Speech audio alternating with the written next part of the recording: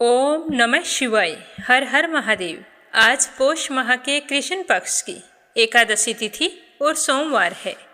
पौष माह के कृष्ण पक्ष में आने वाली एकादशी को सफला एकादशी के नाम से जाना जाता है। एकादशी का दिन जगत के पालनहार विष्णु जी को बहुत ही प्रिय है। इस दिन व्रत रखकर भगवान नारायण की पूजा करने से हमें उनका आशीर्वाद प्राप्त होता है। सफला एकादशी का व्रत करने से जीवन के तमाम दुखों और कष्टों से छुटकारा मिलता है और सौभाग्य की प्राप्ति होती है।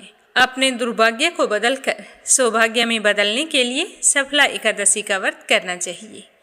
भगवान श्री कृष्ण के अनुसार जो कोई भी एकादशी का व्रत पूरे नियमों का पालन करते हुए करता है तो वह विष्णु जी का प्रिय हो जाता है, जिससे पिछले जन्मों में और इस जन्म में किए गए सारे पाप दूर हो जाते हैं और विष्णु जी के आशीर्वाद से परिवार में सुख समृद्धि और शांति आती है।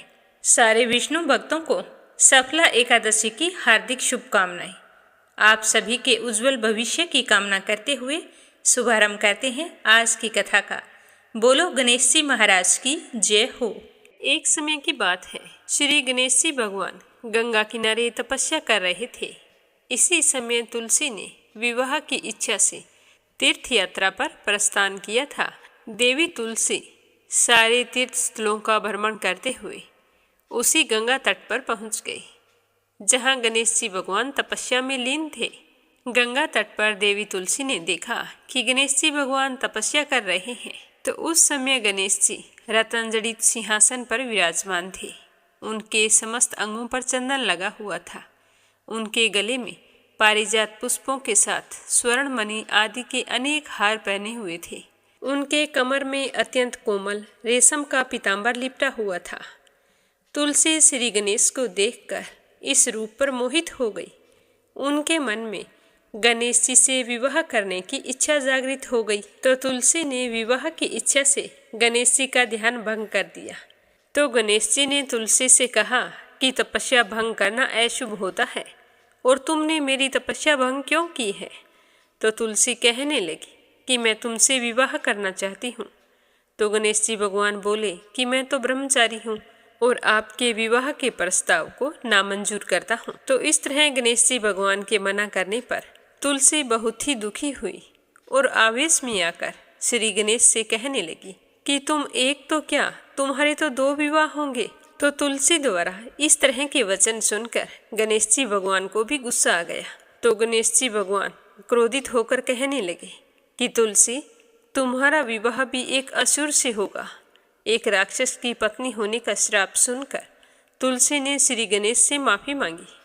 तब गणेश जी भगवान ने तुलसी से कहा कि तुम्हारा विवाह शंखचूड़ नामक राक्षस से होगा, किंतु फिर भी तुम भगवान विष्णु और श्री कृष्ण को प्रिय होने के साथ साथ कलयुग में जगत के लिए जीवन और मोक्ष देने वाली होगी। पर मेरी पूजा में तुलसी चढ़ाना अशुभ होगा। तभी से कहा जाता है कि भगवान श्री गणेश जी की पूजा में तुलसी वर्जित होती है। अब अपने सुनते हैं दूसरी कहानी। एक समय की बात है कि गौतम ऋषि का आश्रम था। उसके पास एक जल से भरा हुआ खड्डा था। तो एक दिन गौतम ऋषि के शिष्य आए और कहने लगे कि गुरुदेव, हमें आपके खड्डे में से जल चाहिए। तो गौतम ऋषि ने उन्हें जल ले जाने की इजाज़त दे दी। जब वो शिष्य पानी भर रहे थे तो उसी समय अन्य ऋषियों की पत्नियां भी वहां पर जल भरने के लिए आई। तो स्त्रियों ने गौतम ऋषि के शिष्यों से कहा कि पहले हमें जल भर लेने दो, इसके बाद में तुम ले जाना। यह बात उन्होंने कुछ कड़वे अंदाज में कही थी, तो जिससे गौतम ऋषि के शिष्यों को इस बात का बुरा लगा और वो बिना जल लिए ही अपने आश्रम को लौट आए। ऋषि पत्नी अहिल्या जी उन्हें समझा बुझाकर स्वयं जल भरने के लिए वहां पर गई और फिर वो स्वयं पानी लेकर आई। इसी तरह वो रोजाना जल भरने जाया करती थी। तो एक दिन अहिल्या जल भरने के लिए गई हुई थी, पर दूसरी ऋषि पत्नियों को अहिल्या बिल्कुल भी अच्छी नहीं लगती थी। तो उन्होंने ईर्ष्यावश अपने अपने पतियों से कहा कि अहिल्या हमें पानी नहीं भरने देती है। वो तो कहती है कि इस पानी का वरदान मेरे पति ने ही वरुण देव से पाया है, इसीलिए इस पानी पर आपका कोई अधिकार नहीं है। तो अपनी पत्नियों की बात सुनकर सारे ऋषि लोग गौतम ऋषि से नाराज हो गए और उन्हें दुख पहुंचाने के लिए वे गणपति का पूजन करने लगे। तो उनकी पूजा से प्रसन्न होकर गणपति भगवान प्रकट हुए और कहने लगे कि मैं आपकी पूजा पाठ से बहुत ही प्रसन्न हूँ, मांगो क्या वरदान मांगते हो। तो वे सारे ऋषि कहने लगे कि हे स्वामी, अगर आप हमसे इतने ही प्रसन्न हैं और हमें वरदान देना चाहते हैं तो हमें यह वरदान दीजिए कि महर्षि गौतम इस स्थान को छोड़कर कहीं दूसरी जगह जाकर निवास करे। तो मुनियों की ये कुटिलता सी भरी बातें सुनकर गणेश जी भगवान ने कहा कि हे मुनियों, महर्षि गौतम तो निरपराध है, उन्हें दंड देना उचित नहीं है। अगर तुमने ऐसा किया तो तुम्हारा अमंगल ही अमंगल होगा। वे तो बड़े परोपकारी जीव हैं, तुम सब उनसे द्वेष रखना बंद कर दो। इससे तो अच्छा ये है कि तुम कोई दूसरा वरदान मांग लो। गणेश जी के बार बार समझाने पर वे ऋषि अपनी बात पर अडिग रहे। तो उन्हें इस तरह अपनी बात पर पक्का देखकर गणेश जी भगवान ने तथास्तु कहा और अंतर्ध्यान हो गए। ऋषियों को वरदान देने के पश्चात गणेश जी ने अपने वरदान को सत्य करने के लिए एक निर्बल गऊ का रूप धारण किया और गाय के रूप में गौतम ऋषि ने फसल उगाई थी वहां जाकर फसलों को तोड़ने लगी। तो जब अपने खेत में गऊ को इस तरह विचरते हुए देखा तो गौतम ऋषि उसे बाहर निकालने के लिए गए और वहां जाकर एक हल्का सा तिनका उठाया और गाय को बाहर हाँकने लगे। लेकिन उसी समय उस तिनके की हल्की सी चोट से ही गाय गिर पड़ी और उसकी मृत्यु हो गई। यह देखकर गौतम ऋषि को बड़ा ही दुख हुआ। उन्होंने अपनी पत्नी अहिल्या को बुलाकर कहा कि पता नहीं भगवान शंकर हम पर क्यों क्रोधित हो गए हैं, उसी वजह से गऊ हत्या का पाप मुझ पर लग गया है। इस तरह दोनों बात कर रहे थे, तभी वे अन्य ऋषि भी वहां पर पहुंच गए और कहने लगे कि महर्षि गौतम, आपने ये क्या किया, गऊ की हत्या कर दी। आपको पता है गऊ हत्या का कितना पाप चढ़ता है। इस तरह तरह तरह की बातें करते हुए गौतम ऋषि अहिल्या और उनके शिष्यों को बुरा भला कहने लगे। वे कहने लगे कि हे गौतम जी, अब तुम इस स्थान पर रहने योग्य नहीं रहे हो, अतः अपनी पत्नी और शिष्यों के साथ तुम यहाँ से दूसरी जगह पर चले जाओ, तुम गऊ हत्यारे बन चुके हो। इतना कहकर वे सारे के सारे गौतम ऋषि पर पत्थर बरसाने लगे। तो इस पर गौतम ऋषि वहाँ से 1 कोस की दूरी पर दूसरी जगह रहने लगे। वहाँ रहते हुए उन्हें 15 दिन बीत चुके थे। तो वे पुनः ऋषियों के पास आए और कहने लगे कि आप सब मुझे पाप से प्रायश्चित करने का कोई उपाय बताइए। तो वे सारे ऋषिजन कहने लगे कि आप अपने पाप को सब जगह प्रसिद्ध कीजिए और फिर पृथ्वी की 3 परिक्रमा लगाइए। यदि आप इतना नहीं कर सकते तो भगवान भोले शंकर का तप करके गंगा जी को प्रकट करके उसमें स्नान करो, 1 करोड़ पार्थिव पूजन करो, तब तुम्हें इस महापाप से छुटकारा मिल सकता है। तो मुनियों की आज्ञा पाकर यात्रा के लिए निकल पड़े। वे सबसे पहले ब्रह्मगिरी की परिक्रमा करके पार्थिव लिंग बनाकर विधि विधान से शिवजी की पूजा करने लगे। उनकी पत्नी अहिल्याबाई भी एकाग्रचित होकर शिवजी का पूजन करने लगी। गौतम ऋषि तथा उनकी पत्नी अहिल्या जी दोनों ने मिलकर शिवजी की आराधना की। उनकी आराधना से शिवजी प्रसन्न हुए और अपने गणों के साथ वहां पर प्रकट हो गए।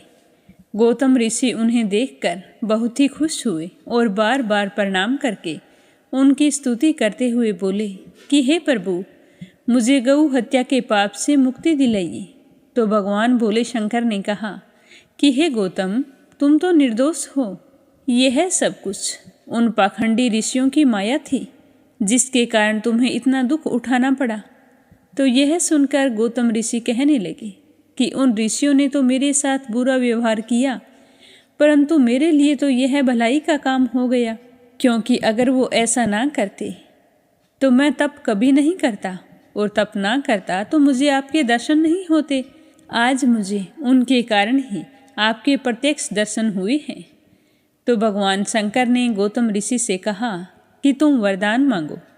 तो गौतम ऋषि कहने लगे कि हे प्रभु, अगर आप मुझसे इतना ही प्रसन्न हैं और वरदान देना चाहते हैं तो आप मुझे वरदान दीजिए कि परम पावन गंगा जी यहाँ पर प्रकट हो जाए, जिससे दूसरे व्यक्तियों का भी भला हो सके। भगवान शंकर ने उन्हें गंगा जल दिया।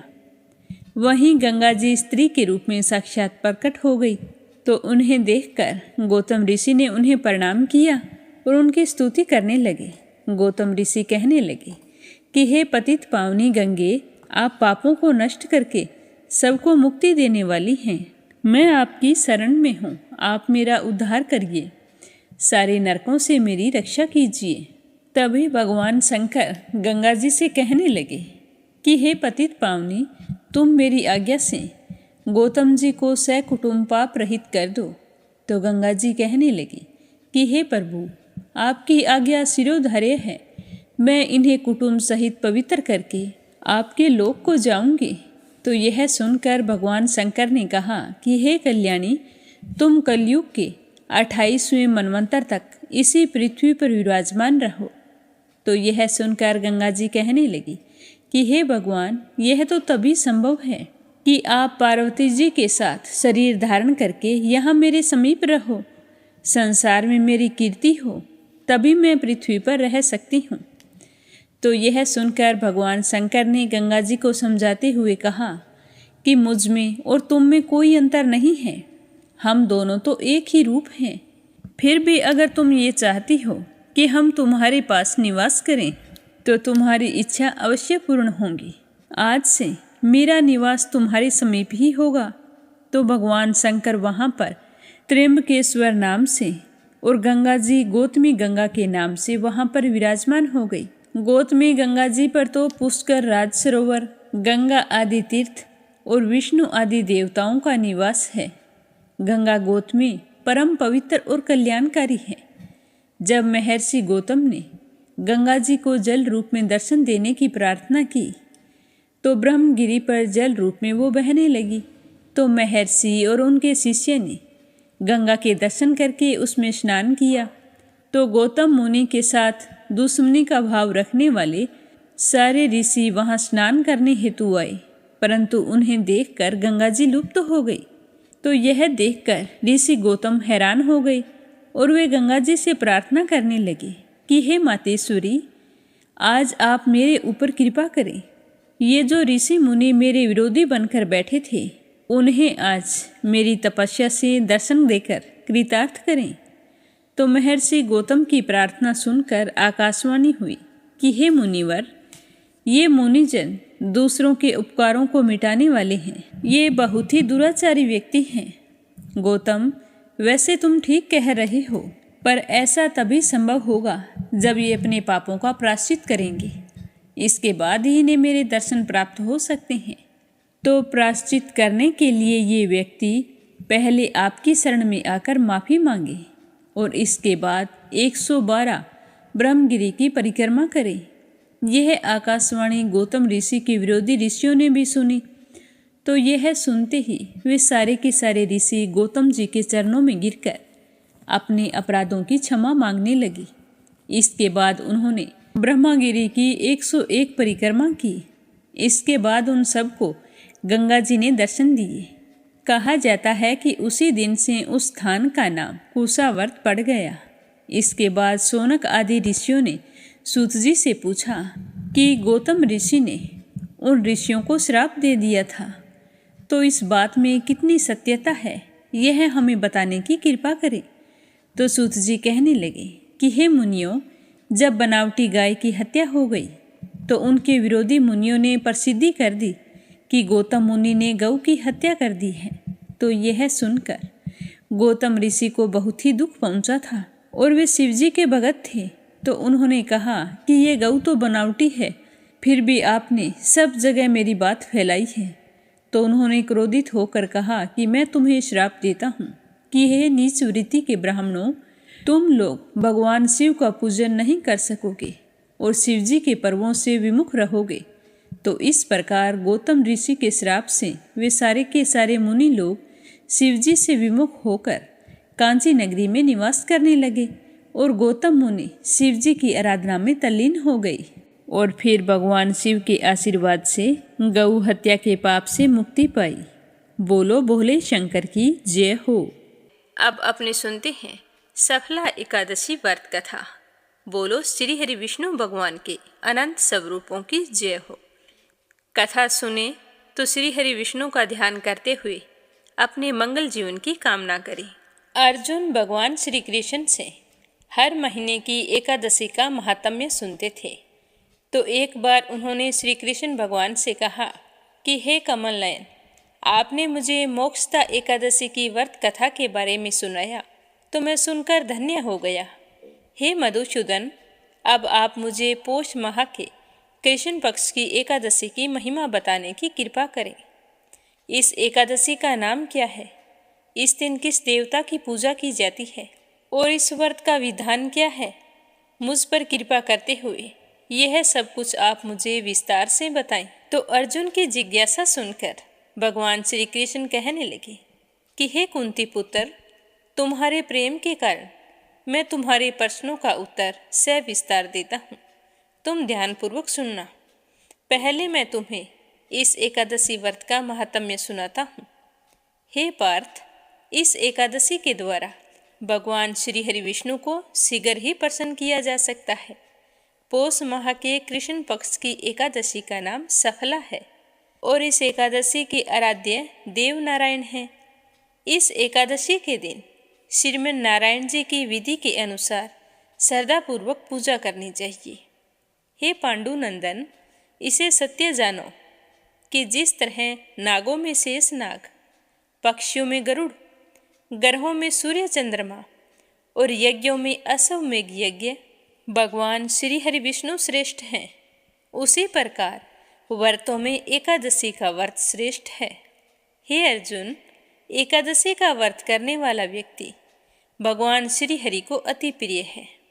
इस एकादशी में नींबू, नारियल, नैवेद्य आदि अर्पण करके भगवान नारायण की पूजा करनी चाहिए। मनुष्य को 5 सहस्त्र वर्ष तक तपस्या करने से जो पुण्य फल प्राप्त होता है, वही पुण्य श्रद्धापूर्वक रात्रि जागरण सहित सफला एकादशी का उपवास करने से मिलता है। यह कहते हुए भगवान श्री कृष्ण ने कहा कि हे अर्जुन, ये तो था सफला एकादशी व्रत का महात्म्य। अब मैं तुम्हें इस एकादशी की कथा सुनाता हूँ। ध्यानपूर्वक सुनना। प्राचीन समय की बात है। चंपावती नगरी में महिष्मान नाम का एक राजा राज्य करता था। उसके 4 पुत्र थे। राजा के सबसे बड़े पुत्र का नाम लुम्पक था। वह महापापी और दुष्ट था। हमेशा पर स्त्री गमन तथा वेश्याओं के यहाँ जाता और अपने पिता का धन वहीं पर खर्च किया करता था। देवता, ब्राह्मण, वैष्णव तथा सुपात्रों की निंदा करके वह बहुत ही खुश होता था। जहाँ भी यज्ञ होता तो यज्ञ में जाकर विघ्न डालना और ऋषियों का उपहास करना, इस तरह की आदतों से उसे बड़ी ही खुशी मिलती थी। उसने अपने जीवन में कभी भी कोई अच्छा काम नहीं किया था। राजा महिष्मान अपने बड़े बेटे का इस तरह दुष्टता का व्यवहार देखकर बड़े ही दुखी होते। उन्होंने कई बार अपने बेटे को समझाने की कोशिश की, पर युवराज पर अपने पिताजी की बातों का बिल्कुल भी असर नहीं होता था। वो तो वही करता जो उसका मन करता था। तो राजा दुखी होकर सोचते कि जिस बेटे को राज्य का कार्यभार संभालना चाहिए, मेरा उत्तराधिकारी होना चाहिए, वो आज किस तरह अपनी मनमानी कर रहा है।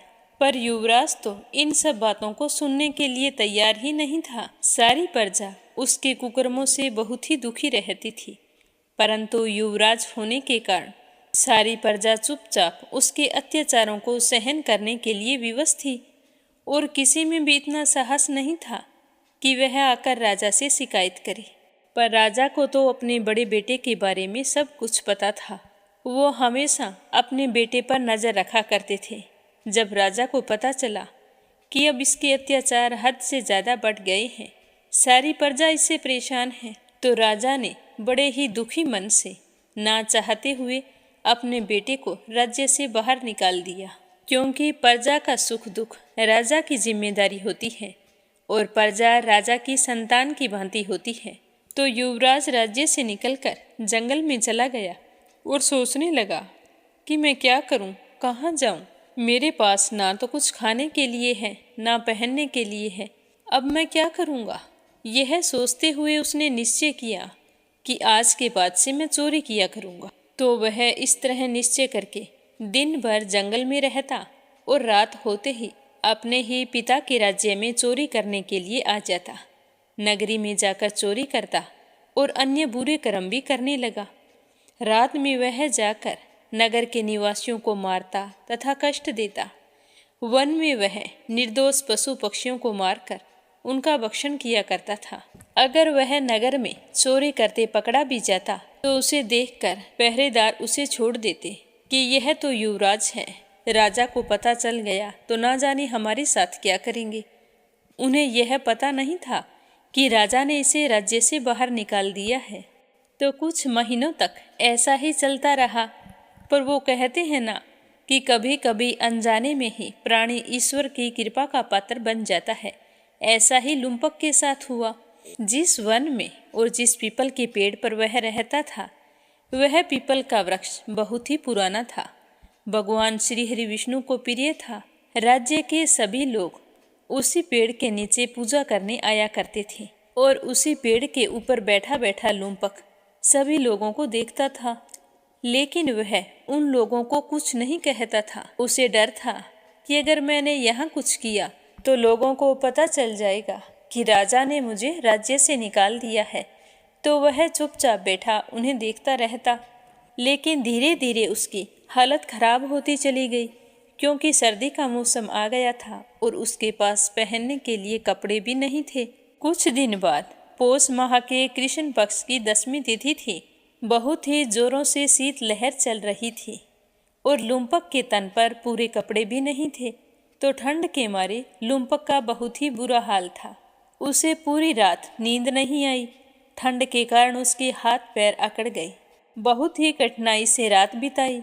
सुबह होते होते वह मूर्छित हो गया। पर एकादशी के दिन सूर्य उदय हुआ, फिर भी उसकी मूर्छा नहीं टूटी। वह ज्यों का त्यों पड़ा रहा। सफला एकादशी की दोपहर तक वह पापी मूर्छित ही पड़ा रहा। जब सूर्य की थोड़ी धूप तेज हुई तब उसे कुछ राहत मिली और उसे होश आ गया। वह सोचने लगा कि मैं कहाँ हूँ, क्या कर रहा हूँ।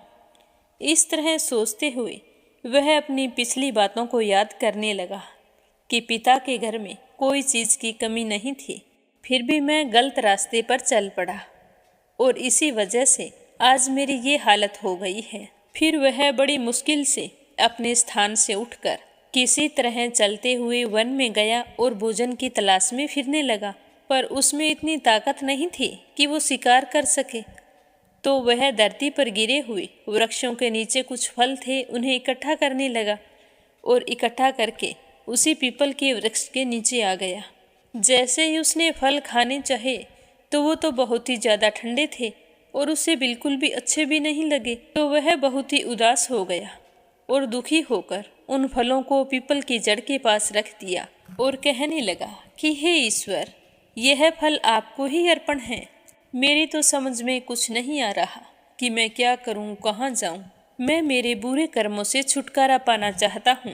ऐसा कहकर वह रोने लगा और उसे रात में नींद भी नहीं आई। वह सारी रात रोता रहा और विष्णु भगवान को याद करता रहा, क्योंकि वह उसी पेड़ पर बैठकर लोगों को विष्णु जी की पूजा करते हुए देखता था। तो वह भी सारी रात विष्णु जी को याद करता रहा। फिर सुबह हो गई तो उससे अनजाने में ही एकादशी का उपवास हो गया।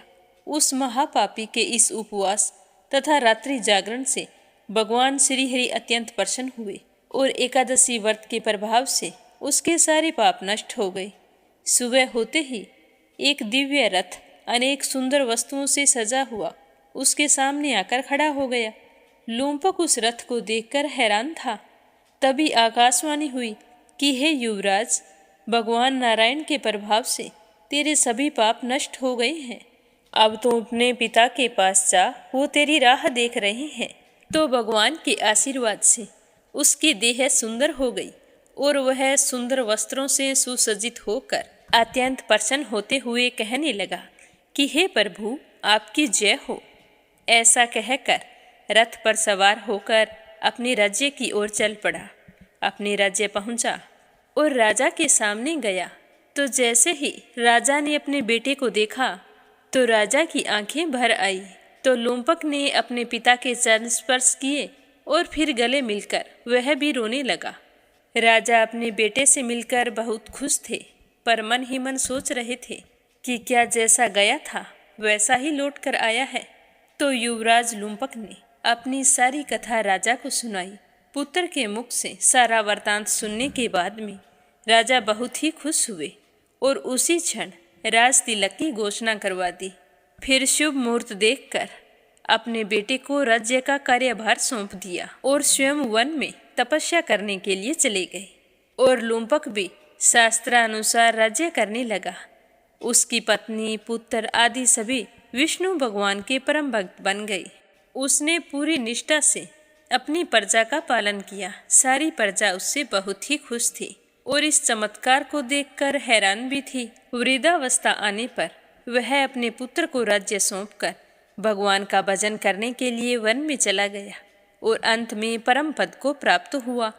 इस तरह बताते हुए भगवान श्री कृष्ण कहने लगे कि हे पार्थ, जो मनुष्य श्रद्धा व भक्तिपूर्वक इस सफला एकादशी का उपवास करते हैं उसके सभी पाप नष्ट हो जाते हैं और अंत में मुक्ति की प्राप्ति होती है। हे अर्जुन, जो मनुष्य इस सफला एकादशी के महात्म्य को नहीं समझते हैं उन्हें पूंछ और सींगों से विहीन पशु समझना चाहिए। मनुष्य की योनि में आकर भी वो मनुष्य कहलाने लायक नहीं होते।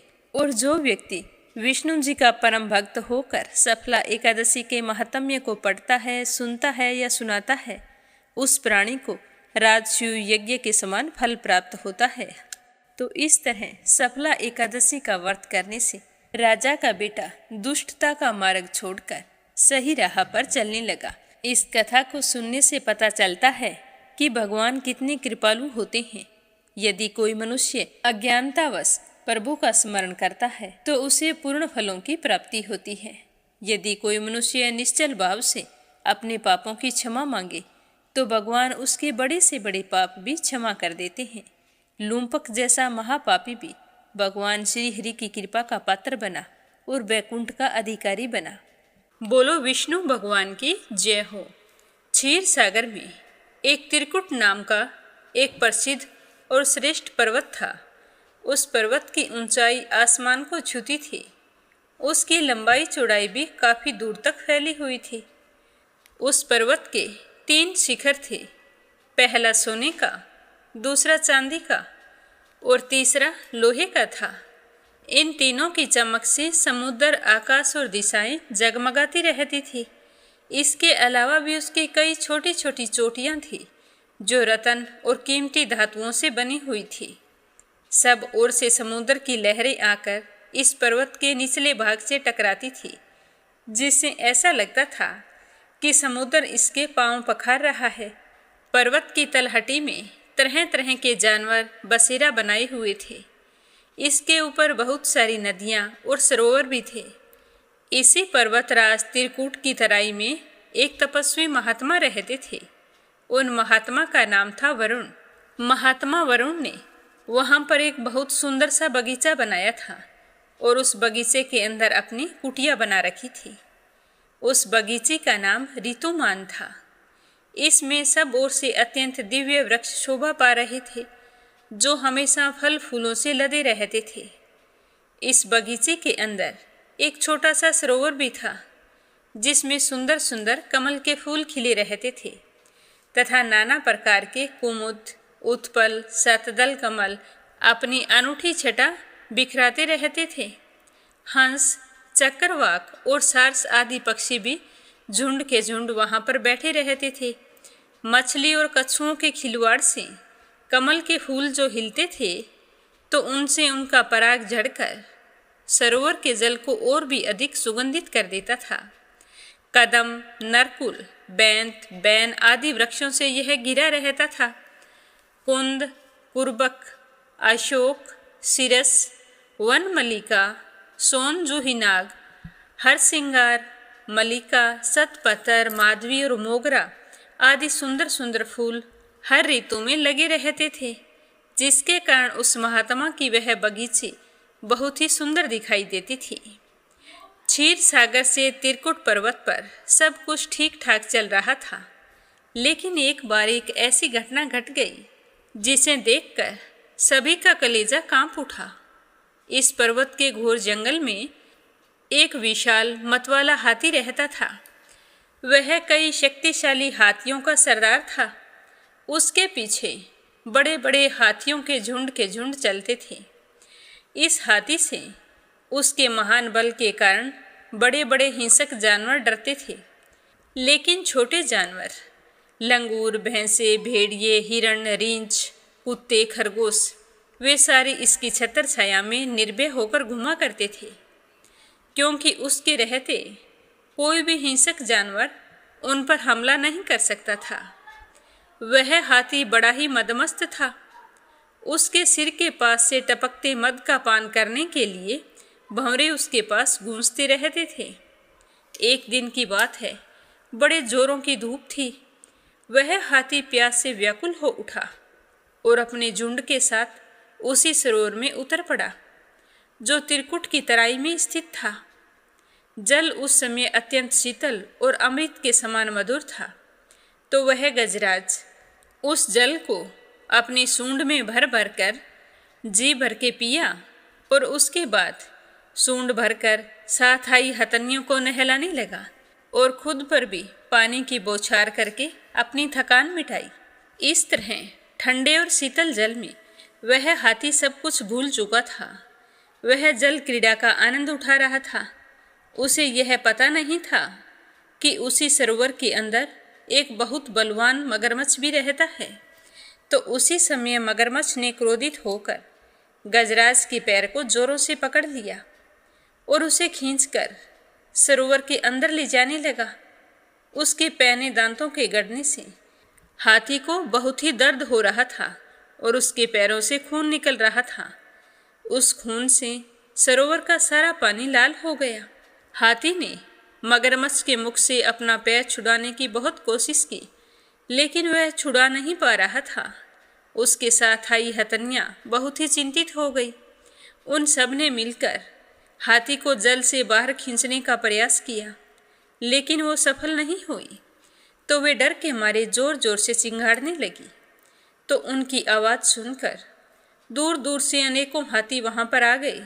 सब ने मिलकर हाथी को बाहर निकालना चाहा, लेकिन कोई भी निकालने में कामयाब नहीं हो पाया। तो सारे हाथियों और हथनियों को बहुत ही दुख हो रहा था कि उनके सरदार हाथी को किस तरह एक मगरमच्छ उसे खींचकर पानी के अंदर लेकर जा रहा है। लेकिन सारे बेबस थे, कुछ भी नहीं कर पा रहे थे। सारे हाथी शांत होकर एक ओर बैठ गए और फिर मगरमच्छ और हाथी के बीच में युद्ध चलने लगा। दोनों अपने आप में काफ़ी बलशाली थे और हार मानने वाले नहीं थे। तो कभी मगरमच्छ हाथी को खींचकर पानी के अंदर ले जाता, तो कभी हाथी मगरमच्छ को खींचकर पानी के बाहर ले आता। काफ़ी कोशिशों के बाद भी हाथी का पैर मगरमच्छ के मुख से छूट नहीं रहा था, बल्कि उसके दांत हाथी के पैर में और भी गहरे गड़ते जा रहे थे। सरोवर का पानी पूरी तरह से लाल हो गया था। इस तरह हाथी और मगरमच्छ के बीच यह युद्ध कई दिनों तक चलता रहा। अंत में अधिक रक्त बह जाने के कारण हाथी का शरीर स्थिर पड़ने लगा। उसे लगा कि अब वह मगरमच्छ के हाथों परास्त हो जाएगा। उस समय उसे कोई भी उपाय दिखाई नहीं दे रहा था। अपनी मृत्यु को समीप पाकर हाथी को उस समय भगवान नारायण की याद आई, क्योंकि उसने पूर्व जन्म में निरंतर भगवान श्री हरि विष्णु की आराधना की थी।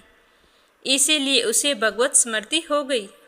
तो उसने सब कुछ याद आते ही निश्चय किया कि मैं कराल काल के भय से चराचर प्राणियों के शरण्य सर्वसमर्थ प्रभु की शरण ग्रहण करता हूँ। ऐसा निश्चय करके गजेंद्र अपने मन को एकाग्र करके अपने पूर्व जन्म में सीखे हुए श्रेष्ठ स्तोत्र के द्वारा गजेंद्र मोक्ष की स्तुति करने लगा। उसने एक कमल का फूल तोड़ा और आसमान की ओर इस तरह उठाया जैसे वह उसे भगवान को अर्पित कर रहा हो। अब तक वह मगरमच्छ द्वारा खींचे जाने से सरोवर के मध्य गहरे जल में चला गया था। उसका सूंड का मात्र वही भाग ऊपर बचा था। उस सूंड में उसने लाल कमल का पुष्प पकड़ रखा था और उसे आसमान की ओर उठाकर वह भगवान श्री हरि विष्णु को स्मरण कर रहा था। और वह यह बिल्कुल भूल चुका था कि वह कितना शक्तिशाली है। अपने आप को असहाय समझकर उसने नारायण को पुकारा तो भगवान नारायण समझ गए कि आज मेरे भक्त के मन से शक्ति का अहंकार जाता रहा और वह पूरी तरह से मेरा शरणागत है और वह इस समय मेरे अलावा और किसी को नहीं पुकार रहा है। उसकी एकमात्र बुद्धि मुझे में लगी हुई है। तो भगवान श्री हरि विष्णु गरुड़ पर सवार होकर चक्कर धारण किए हुए सरोवर के किनारे पहुंच गए। जब उन्होंने देखा कि गजेंद्र हाथी डूबने वाला है तो वह जल्दी से गरुड़ से कूद पड़े। उस समय तक तो वहाँ बहुत सारे देवी देवता भगवान के आगमन को समझकर वहाँ उपस्थित हो गए थे। सभी के देखते ही देखते भगवान ने हाथी और गजेंद्र को एक क्षण में ही सरोवर से खींचकर बाहर निकाल दिया। तो यह देखकर देवताओं को बड़ा ही आश्चर्य हुआ। तभी विष्णु जी के चक्कर ने ग्रह का मुंह फाड़ दिया और हाथी का पैर बाहर निकल आया। उसे किसी तरह की कोई क्षति नहीं पहुंची। वह मगरमच्छ सबके देखते ही देखते तड़प कर मर गया और हाथी भगवान की कृपा दृष्टि से पहले की तरह स्वस्थ हो गया। तो ब्राह्मण आदि देवगण श्री हरि विष्णु भगवान की प्रशंसा करते हुए उनके ऊपर फूलों की वर्षा करने लगे। सिद्ध और ऋषि महर्षि पर ब्रह्मा भगवान विष्णु का गुणगान करने लगे और सबके देखते ही देखते वह मगरमच्छ दिव्य शरीरधारी हो गया। उसने भगवान विष्णु के चरणों में अपना सिर रखकर प्रणाम किया और भगवान विष्णु के गुणों की प्रशंसा करने लगा। और भगवान का स्पर्श पाते ही वह पाप से मुक्त होकर अभिशप्त गंधर्व ने प्रभु की परिक्रमा की और उनके त्रिलोक्य वंदित चरण कमलों में प्रणाम करके अपने लोक को चला गया। भगवान विष्णु ने हाथी का उद्धार करके उसे अपना पार्षद बना लिया। गंधर्व सिद्ध और देवगण उनकी लीला का गान करने लगे।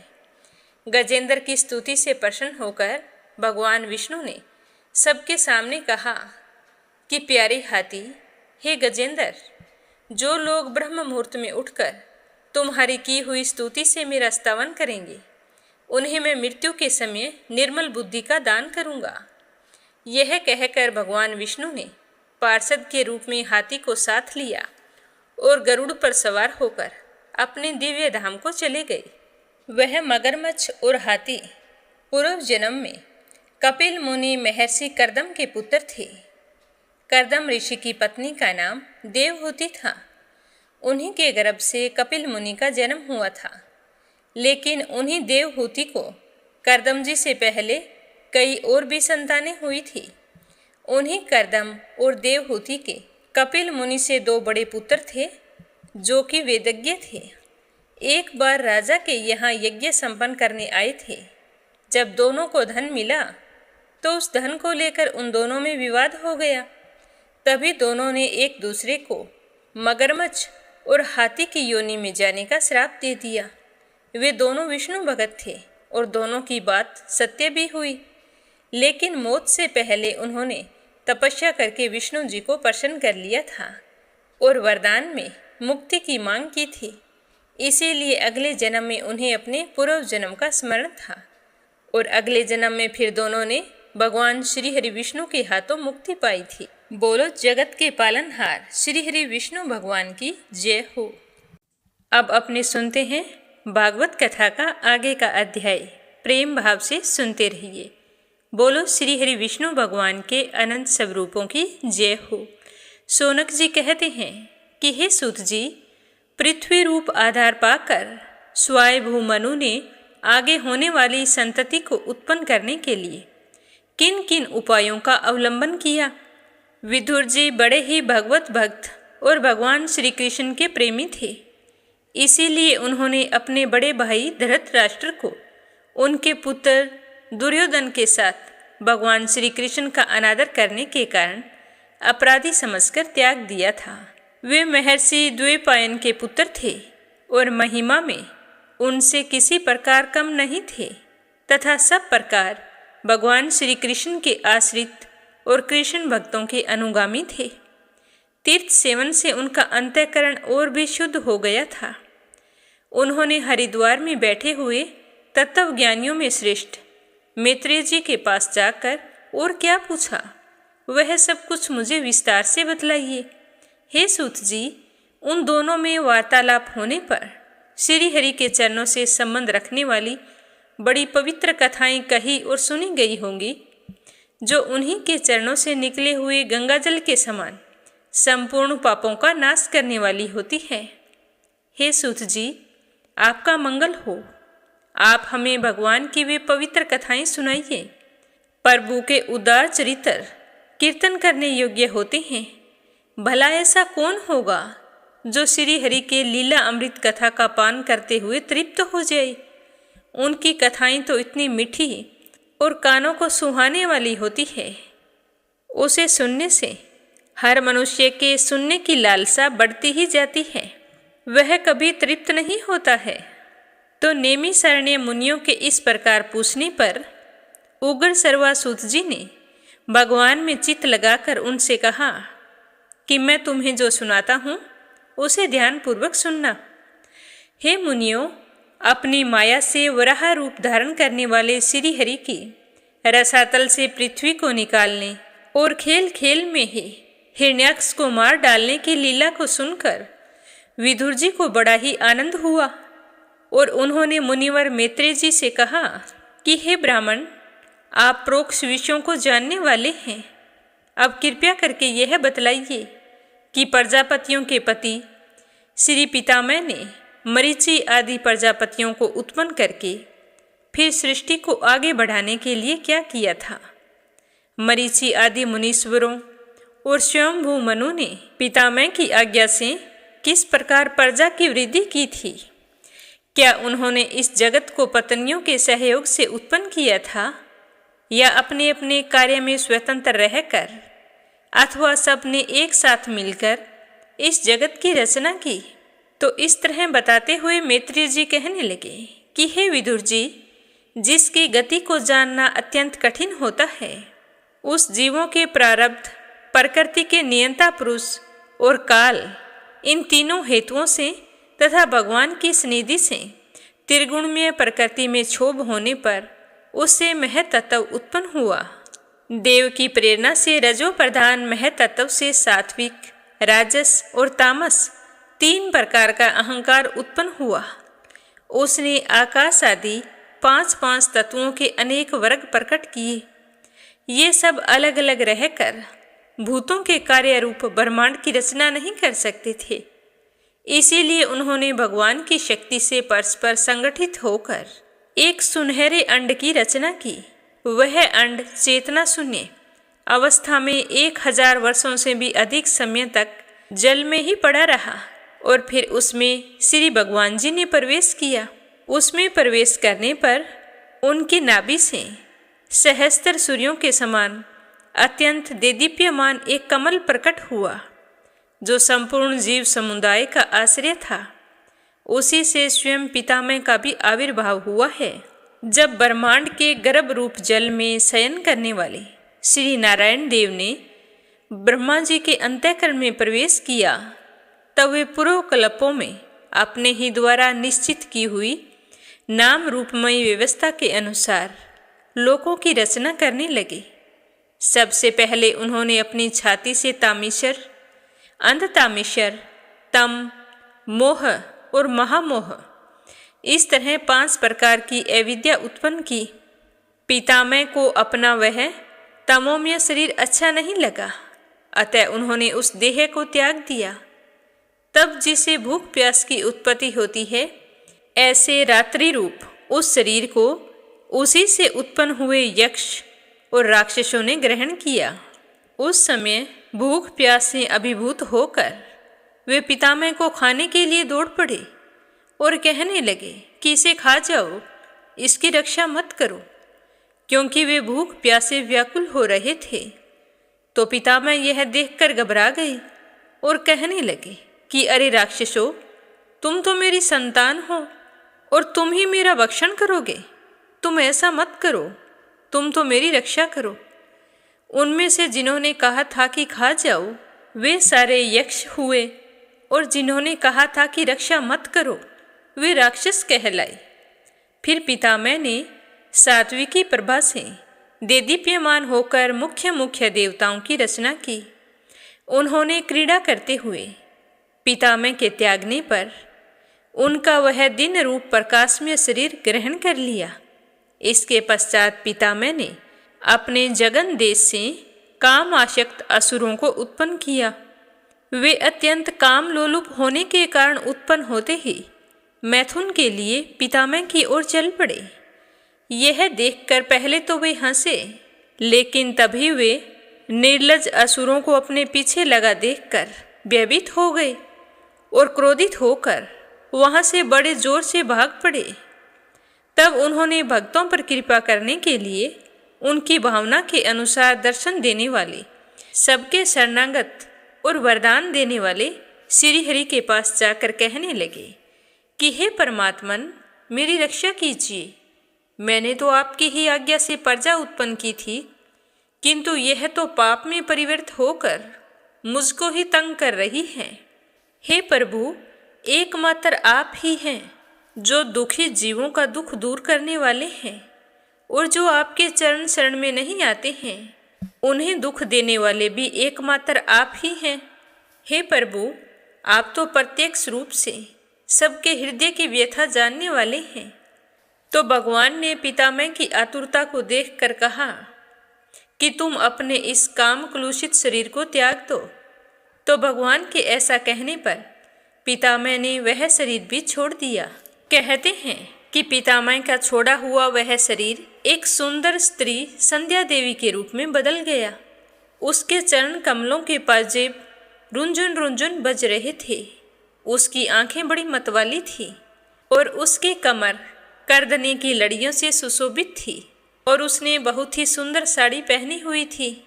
उसके नैन नक्श बड़े ही सुंदर थे। उसकी तीखी नाक और दंतावली बड़ी ही सुंदर थी। वह मंद मंद मुस्कुराती हुई असुरों की ओर हाव भावपूर्ण दृष्टि से देख रही थी। वह अपनी नीली नीली आंखों से लज्जाते हुए अपने ही आंचल में सिमटी जा रही थी। तो उस सुंदरी को देखकर सबके सब असुर मोहित हो गए। तो उसे देखकर सारे असुर कहने लगे कि देखो, कैसा विचित्र रूप है, कैसा अलौकिक धैर्य और कैसी नई अवस्था है, और हम काम पीड़ितों के बीच में कैसे यह बेपरवासी विचर रही है। तो इस तरह बातें करते हुए वो मूर्ख दैत्य उसके बारे में तरह तरह के तर्क वितर्क कर रहे थे। फिर उसका बहुत आदर करते हुए प्रेम से पूछने लगे कि हे सुंदरी, तुम कौन हो और किसकी पुत्री हो? हे भामिनी, यहाँ तुम्हारे आने का क्या प्रयोजन है? तुम अपने रूप और सौंदर्य का बेमोल सौदा दिखाकर हम अभागों को क्यों तरसा रही हो? हे देवी, चाहे तुम कोई भी हो, पर हमें तुम्हारे दर्शन हुए हैं। हमारे लिए यह बड़े सौभाग्य की बात है। पर तुम इतनी सुंदर हो कि तुम्हें देखकर हमारा मन विचलित हो रहा है। हे सुंदरी, तुम्हारे चरण कमल एक जगह टिकते नहीं हैं। तुम्हारी निर्मल दृष्टि से लग रहा है कि तुम थक चुकी हो। तुम्हारे केस कितने सुंदर हैं।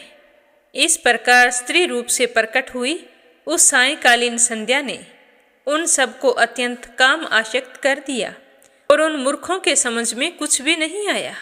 वे उसे ग्रहण करना चाहते थे। उसके बाद पितामह ने गंभीर वाणी से हंसकर अपनी कांतिमय मूर्ति से, जो अपने सौंदर्य का मानो आप ही आस्वादन करती हो, गंधर्व और अप्सराओं को उत्पन्न किया। उन्होंने चंद्रिका रूप अपने उस कांतिमय प्रिय शरीर को त्याग दिया। उसी को विश्वसु आदि गंधर्वों ने प्रसन्नतापूर्वक ग्रहण किया। इसके बाद पितामह ने अपनी तंद्रा से भूत पिशाच उत्पन्न किए। उन्हें वस्त्रहीन और बाल बिखरे देख अपनी आंखें बंद कर ली। तो पितामह के त्यागे हुए उस अम्भाई रूप शरीर को पिशाचों ने ग्रहण कर लिया। इसी को निद्रा भी कहते हैं, जिससे जीवों की इंद्रियों में स्थिरता आती देखी जाती है। यदि कोई मनुष्य जूठे मुंह सो जाता है तो कहते हैं कि उस पर भूत पिशाच आदि आक्रमण करते हैं और उसी को उन्माद कहते हैं। उसके बाद पितामह ने भावना की कि मैं तेजोमय हूँ और अपने अदृश्य रूप से साध्यगण एवं पितृगणों को उत्पन्न किया। पितरों ने अपनी उत्पत्ति के स्थान पर उस अदृश्य शरीर को ग्रहण किया। इसी को लक्ष्य में रखकर पंडित जन श्राद्ध आदि के द्वारा पितर और साध्यगणों को पिंड और हव्य अर्पण करते हैं। अपनी तिरोधान शक्ति से पितामह ने सिद्ध और विद्याधरों की सृष्टि की। उन्होंने अपना वह अंतर्ध्यान नामक अद्भुत शरीर उन्हें दिया। एक बार पितामह ने अपना प्रतिबिंब देखा, तब अपने को बहुत ही सुंदर समझकर उस प्रतिबिंब से किन्नर और किंप पुरुष उत्पन्न किए। उन्होंने पितामह के त्याग देने पर उनका वह प्रतिबिंब शरीर ग्रहण किया।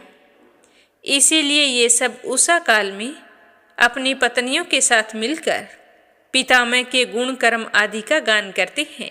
एक बार पितामह सृष्टि की वृद्धि न होने के कारण बहुत ही चिंतित हो गई और अपने हाथ पैर आदि अवयवों को फैलाकर लेट गए। फिर क्रोधवश उस भोग में शरीर को त्याग दिया।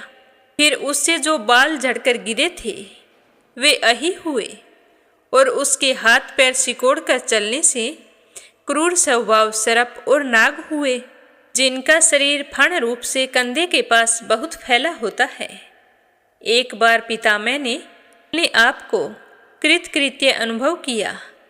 उस समय अंत में उन्होंने अपने मन से मनुओं की सृष्टि की। ये सब प्रजा की वृद्धि करने वाले हैं। मनस्वी पितामह ने उनके लिए अपने पुरुष आकार शरीर का त्याग कर दिया।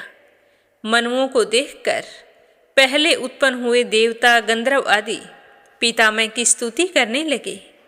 वे कहने लगे कि विषयकर्ता पितामह, आपकी यह मनुओं की सृष्टि बड़ी ही सुंदर है। इसमें अग्निहोत्र आदि सभी कर्म प्रतिष्ठित हैं। इनकी सहायता से हम भी अपना अन्न ग्रहण कर सकेंगे। फिर आदि ऋषि पितामह ने इंद्रिय संयम पूर्वक तप, विद्या, योग और समाधि से संपन्न होकर प्रिय संतान ऋषिगण की रचना की। उनमें से प्रत्येक को अपने समाधि, योग, ऐश्वर्य, तप, विद्या और वैराग्य में शरीर का अंश दिया।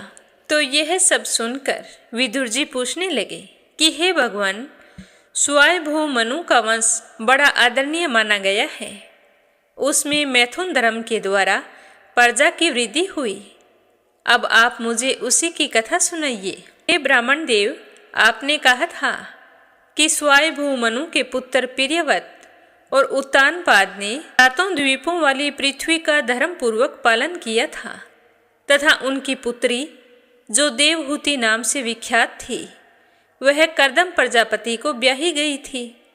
देवहूति योग के लक्षण यम आदि से संपन्न थे और फिर उससे महायोगी कर्दम जी ने कितनी संतानें उत्पन्न की, वह सारा प्रसंग आप मुझे सुनाइए। यह सब कुछ सुनने की मेरी बड़ी ही इच्छा हो रही है कि किस प्रकार भगवान रुचि और पितामह के पुत्र दक्ष प्रजापति ने मनुओं की कन्याओं का पाणी ग्रहण करके उनसे किस प्रकार क्या क्या संतान उत्पन्न की। यह सब कुछ आप मुझे विस्तार से बताइए। तो विदुर जी की बात सुनकर मैत्रेय जी ने क्या कहा, यह अपने सुनेंगे कल के अध्याय में। आज की कथा को यहीं पर विराम देते हैं। प्रेम भाव से सुनने के लिए आप सभी का बहुत बहुत धन्यवाद। श्री हरि के आशीर्वाद से आपकी सारी मनोकामनाएं पूर्ण हों। बोलो विष्णु भगवान की जय हो। अब अपने सुनते हैं लपसी और तपसी की कहानी। बोलो लपसी तपसी की जय हो। बहुत पुराने समय की बात है। एक गांव में एक ब्राह्मण परिवार रहा करता था। उसमें पति पत्नी के अलावा उनके 2 बच्चे थे। एक बेटा था, एक बेटी थी। ब्राह्मण दंपति बहुत ही सरल स्वभाव के थे। समय मिलने पर प्रभु का स्मरण किया करते थे। उनकी बेटी बहुत ही संस्कारी और सुशील थी, लेकिन उनका बेटा आवारा किस्म का था। वह कोई काम धाम नहीं करता और ना ही कभी अपने माँ बाप का कहना मानता था। समय के साथ दोनों बहन भाई बड़े हो गए। बहन की शादी कर दी गई, पर भाई का वही हाल था। उसके माँ बाप ने उसे समझाया कि बेटा, अब हम वृद्ध हो चले हैं, तुम कोई काम किया करो, लेकिन उस पर उनकी बातों का कोई असर नहीं होता था। तो एक दिन ब्राह्मणी अपने पति से कहने लगी कि स्वामी, आप बिल्कुल काम छोड़ दीजिए। जब घर में कुछ भी नहीं होगा तो यह अपनी जिम्मेदारी समझेगा और काम पर लग जाएगा। तो ब्राह्मण ने दूसरे दिन से काम पर जाना छोड़ दिया। तो यह देखकर उनके बेटे ने कोई काम नहीं किया और चोरी करने चला गया। आते जाते राहगीरों को लूट लेता और उसी से अपने घर का गुजारा किया करता था। तो उसकी लूटने और चोरी करने की आदत से सारे गांव वाले उसे लपसी कहने लगे। तो लपसी की इस हरकत से उसके माँ बाप बहुत ही दुखी रहते थे, पर वह किसी की सुनने के लिए तैयार नहीं था। इसी तरह समय बीतता गया। एक दिन की बात है कि लपसी एक पीपल के पेड़ पर बैठा था। तभी शिव पार्वती जा रहे थे। पार्वती माता गहनों से लदी हुई थी। तो लपसी उन्हें देखकर सोचने लगा कि सूरत के कितने गहने हैं, आज ये सारे के सारे लूट लूँगा तो मुझे कई महीनों तक चोरी नहीं करनी पड़ेगी। तो वह लूटने के इरादे से पीपल की ओट में होकर बैठ गया। जैसे ही शिव पार्वती वहाँ से जाने लगे तो लपसी एकदम से शिव पार्वती के सामने आकर कहने लगा कि जल्दी से जितने सारे गहने पहन रखे हैं उतार दो। तो पार्वती माता कहने लगी कि तुम चोरी क्यों करती हो, तुम्हें पता है चोरी करना पाप है। तो लपसी कहने लगा कि क्या करूं, घर पर मेरे माँ बाप हैं, मेरी एक भांजी है, उनके लिए दोनों समय भोजन की व्यवस्था कहाँ से करूं, मुझे कोई काम तो आता नहीं है। तो लपसी की बात सुनकर पार्वती माता कहने लगी कि तुम जो चोरी करके पाप करते हो, इस पाप का भागी कौन बनेगा। तो लपसी कहने लगा कि मेरे घर वाले सारे बनेंगे। तो पार्वती माता कहने लगी कि कोई नहीं बनेगा, पाप के भागी केवल तुम बनोगे। तो लपसी कहने लगा कि मैं लूट खोस कर उन्हीं के लिए लेकर जाता हूँ, तो पाप के भागी तो उन्हें बनना ही पड़ेगा। तो लपसी की बात सुनकर पार्वती माता ने हंसकर कहा कि हम यहीं पर बैठे हैं और तुम अपने घर जाओ, अपने घर वालों से पूछो कि कोई तुम्हारे पाप का भागी बनेगा क्या। तो यह सुनकर लपसी भागा भागा अपने घर आया और अपनी माँ के पास गया और कहने लगा कि माँ, मैं चोरी करके लाता हूँ, राह चलते राहगीरों को लूटता हूँ, तुम्हारे लिए ही तो करता हूँ। तो तुम मुझे एक बात बताओ, चोरी करने से जो पाप लगता है तो आप मेरे पाप के भागी बनोगे। तो लपसी की बात सुनकर उसकी माँ कहने लगी कि बेटा, मैंने तो तुमसे नहीं कहा कि तुम चोरी करके लाओ, तुम कमा कर लाओ, हमें तो 2 वक्त की रोटी चाहिए, मैं तो तुम्हारी पाप की भागी नहीं बनूंगी। तो माँ के मुंह से इस तरह की बात सुनकर लपसी तो हैरान हो गया। फिर वह अपने पिताजी के पास गया और जाकर कहने लगा कि पिताजी, मैं जो कुछ भी लूट खोस के लाता हूँ वो आपके लिए ही तो लाता हूँ। देखो मैंने लूट कर कितना धन इकट्ठा कर लिया है, कितने ऐशो आराम है तुम्हारे। अगर मैं चोरी नहीं करता तो क्या ये सब हमें मिलता। पिताजी, मैं तुमसे एक बात पूछता हूँ कि चोरी करने से पाप लगता है, तो उस पाप में आप मेरे भागीदार बनोगे क्या। तो लपसी की बात सुनकर उसके पिताजी कहने लगे कि बेटा, मैंने नहीं कहा कि तुम चोरी करके लाओ, तुम कमा कर लाओ, मैं तुम्हारे पाप का भागी नहीं बनूंगा। तो माँ बाप के मुंह से इस तरह की बात सुनकर वह बहुत ही उदास हुआ और सोचने लगा कि मैं कितने महीनों से चोरी कर रहा हूँ, ना जाने मुझ पर कितना पाप चढ़ गया है, और ये तो बोल रहे हैं कि पाप के भागी हम नहीं बनेंगे, तो अब क्या होगा। तो वह बड़े ही दुखी मन से शिव पार्वती से मिलने के लिए चल पड़ा। जैसे ही घर से बाहर निकलने लगा तो उसकी छोटी सी भांजी दरवाजे पर खेल रही थी। उसे पता नहीं था कि पाप पुण्य क्या होता है। तो वो कहने लगी कि मामा, पाप की भागी मैं बनूंगी। तो उसके इस तरह कहते ही लपसी ने उसे गोद में उठाया और चल पड़ा। शिवजी भगवान और पार्वती माता के पास जाकर कहने लगा कि घर वालों ने पाप का भागी बनने से मना कर दिया है और एक यही है जो पाप की भागी बनने को तैयार है। फिर लपसी बड़े ही दीन स्वर में कहने लगा कि हे भगवान, मैं समझ गया हूँ कि चोरी करना पाप है। आज तक जो मैंने काम किया वो बहुत ही गलत था, लेकिन अब मैं इसका प्रायश्चित करना चाहता हूँ। अब तुम ही बताओ, मुझे मेरे पापों से मुक्ति कैसे मिलेगी? तो उसकी बात सुनकर शिव पार्वती बहुत ही खुश हुए और लपसी को कच्चे सूत का एक छोटा सा गोला देते हुए कहा कि लपसी, ये सूत लो और इस पीपल के चारों ओर परिक्रमा लगाओ। जब यह सूत समाप्त हो जाएगा तब तुम्हारे सारे पाप नष्ट हो जाएंगे। तो यह सुनकर लपसी बहुत ही खुश हुआ। सोचने लगा कि छोटा सा गोला है, अभी लपेट कर घर चला जाऊंगा, उसके बाद में कभी कोई पाप नहीं करूंगा।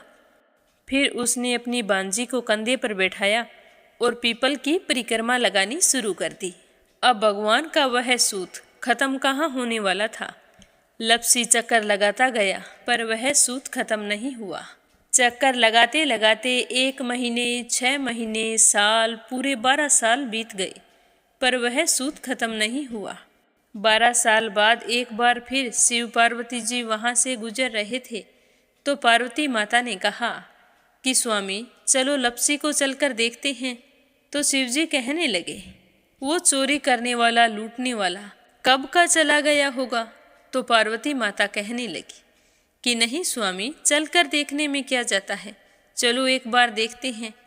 तो शिव पार्वती जी जैसे ही पीपल वृक्ष के पास आए तो देखा कि लपसी तो अब भी चक्कर लगा रहा है। वहाँ चारों ओर गहरी खाई हो गई है और लपसी की बड़ी बड़ी दाढ़ी, मूंछें, नाखून बढ़ गए हैं। तो यह देखकर पार्वती माता ने कहा कि देखो स्वामी, आप तो कह रहे थे कि वो कब का ही चला गया, देखो इसके मन में सच्ची भक्ति है। तो पार्वती की बात सुनकर शिवजी ने कहा कि चलो अभी देख लेता हूँ।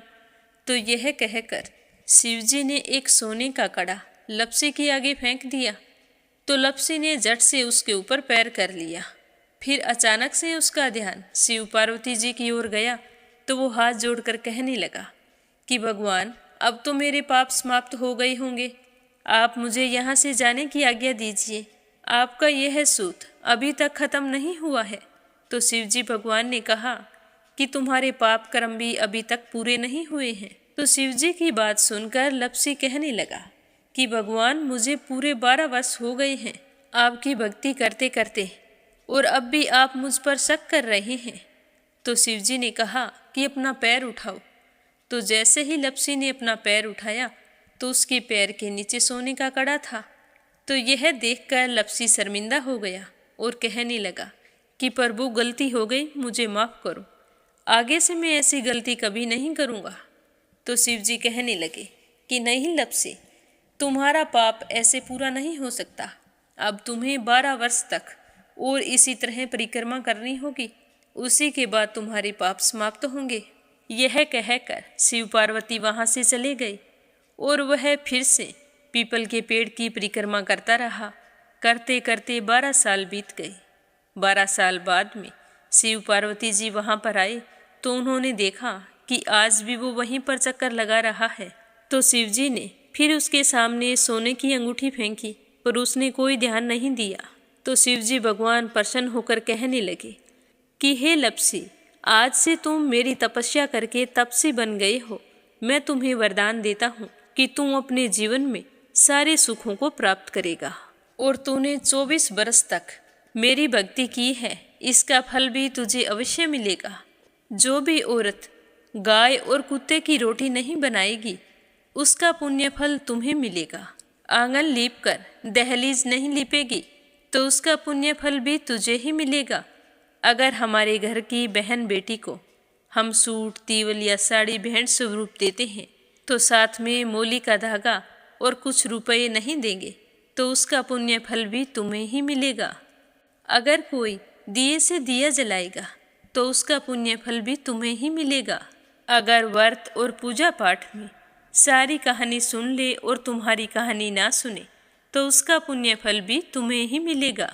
कहा जाता है कि तभी से सुबह पहली रोटी गाय की और सुबह की अंतिम रोटी छोटी बनाई जाती है और शाम को अंतिम रोटी बड़ी बनाई जाती है जो कुत्ते की होती है। और दिए से दिया भी नहीं जलाया जाता और घर की बहन बेटियों को सूट और तीवल के साथ भेंट स्वरूप कुछ रुपए भी जरूर दिए जाते हैं। और उसी दिन से हर व्रत कथा के बाद में लपसी तपसी की कहानी जरूर सुनी जाती है और कथा समाप्त होने पर कहा जाता है कि लपसी का फल लपसी को मिले, तपसी का फल तपसी को मिले। हमारी पूजा पाठ का, हमारे व्रत का और हमारी कहानी का पुण्य फल हमें मिले। बोलो लपसी तपसी की जय हो। तो ये थी लपसी और तपसी की कहानी। लपसी तपसी दो भाई नहीं थे। लपसी और तपसी एक ही आदमी का नाम था। लूट कर लाता था, इसीलिए उसे लपसी के नाम से पुकारते थे और फिर भगवान की तपस्या करने के कारण उसे तपसी के नाम से जाना जाने लगा। बोलो लपसी तपसी की जय हो। अब अपने सुनेंगे कथा सुनने वाले प्यारे श्रोताओं के नाम। तो आज का पहला कमेंट है अपराजिता मीना श्रीवास्तव नेपाल से। दूसरा है बिप्लब हांजोंग असम से। और तीसरा है संजय, सोनिया, हिताक्षी, दीपेश, मयंक हरियाणा से। आशा अग्रवाल, लड्डू, मोहित, अंकुर अग्रवाल आगरा से। प्रोमिला रानी, विश्वास, सुधीर, राजेश, संजय कनाडा से। रेखा धर्मेंद्र शर्मा जयपुर से। श्रीमती शर्मा अलीगढ़ से। रुक्मणी शर्मा अंबाला से। रवि सैनी, सीमा सैनी मलियाना से। श्यामवती, सुषमा, कार्तिक हरियाणा से। कमला गुरुग्राम से। लक्ष्मी, सुमित्रा, शिवराज हीरो, सोवा शर्मा पोखरा से। आरती खैरावर अगरखर से। आशा शर्मा, विष्णु, ज्योति, अंशु भीलवाड़ा से। श्रीमती यशोदा उड़ीसा से। यूएन तिवारी, इंदिरा तिवारी लखनऊ से। सरला रानी करणपुर से। परमेश्वरी रघुवीर सिंह दिल्ली से। राधा रोहिला दिल्ली से। संजना राजपूत अहमदाबाद से। अशोक कुमार जी भटनागर भोपाल मध्य प्रदेश से। सीमा जोशी, रवि कुमार जोशी दिल्ली से। रजनी बड़ोला उत्तराखंड से। नीमा मठपाल रामनगर से। चंद्रमणि मनिका दिल्ली से। नर बहादुर पाल भागीरथी पाल नेपाल से। उषा शर्मा राजस्थान से। गोपाल प्रसाद अग्रवाल, रमेश चंद्र अग्रवाल, कृष्ण मुरारी अग्रवाल, श्रीमती फूलवती देवी अग्रवाल, श्रीमान बनवारी लाल जी अग्रवाल हाथरस से। संगीता अग्रवाल, कमला देवी अग्रवाल दुलिया महाराष्ट्र से। सुनीता पवार, कृषु पवार मध्य प्रदेश से।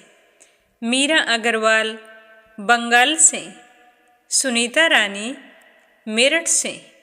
वंदना वर्मा इंदौर से। अनिल कुमार टिहरी करनाल से। मोनिका नागर तिगांव से। गीता गोस्वामी, सुनीता गोस्वामी, पीहू गोस्वामी मेरठ से।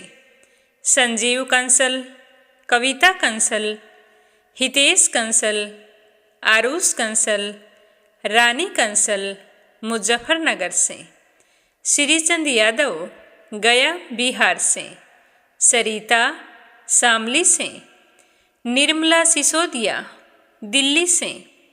शोभा कुंवर पुरोहित अहमदाबाद से। शीला सिन्हा, मीरा श्रीवास्तव, ममता श्रीवास्तव माला छम्मा जौनपुर से। बीनू मेहरा दिल्ली से। श्वेता, स्वीटी, रितेश, रितु, गुरुचरण साहू ओडिशा से। बीना, देविका कनिका वार्ष्णेय अलीगढ़ से, ममता कुशवाहा, तनशिक कुशवाहा, अक्षय कुशवाहा दिल्ली से, मीरा, कृष्ण मुरारी, आरती, विजय, त्रिशा, तनिषा, तनशिका, प्रिया मोदीनगर से, कोमल निर्मल मुंबई मीरा रोड से, सुदेश शर्मा, बीके शर्मा लुधियाना से, मधु प्रजापति जबलपुर से, कमला देवी भीलवाड़ा से, इंदिरा रावत, मोहित रावत पलवल से, मंजू चौधरी भीलवाड़ा से, के लक्ष्मण दास उमरकोट से, श्रेयांश नंदा पांडुरंग पुजारी ब्रह्मपुरी महाराष्ट्र से, किरण पानीपत से,